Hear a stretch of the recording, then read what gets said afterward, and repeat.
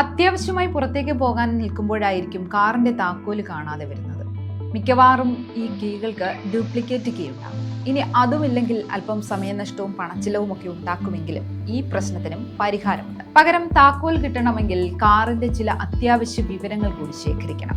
Car നിർമ്മിച്ച company, model, ഏതു വർഷമാണ് നിർമ്മിച്ചത് എന്നിങ്ങനെയുള്ള വിവരങ്ങൾ പ്രധാനമാണ്.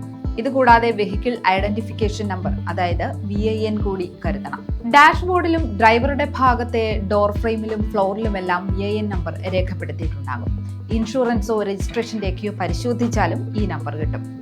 ഈ വിവരങ്ങളെല്ലാം ശേഖരിച്ചു കഴിഞ്ഞാൽ നിങ്ങളുടെ കാർ ഡീലറുമായി ബന്ധപ്പെടണം. നിങ്ങളുടെ കാർ തന്നെയാണിതെന്ന് തെളിയിക്കുന്ന ഉടമസ്ഥാവകാശ രേഖകൾ കയ്യിൽ കരുതണം. ഇതിനുശേഷം ഏതുതരം കീ വേണമെന്ന് തീരുമാനിക്കാം. 3000 രൂപ മുതൽ 30,000 രൂപ വരെയോ അതിലേറെയോ വില വരാറുണ്ട് പകരം താക്കോലിന്. സ്റ്റാൻഡേർഡ് മെക്കാനിക്കൽ കീക്ക് ഏകദേശം 3000 രൂപയാണ് ചെലവ് വരിക.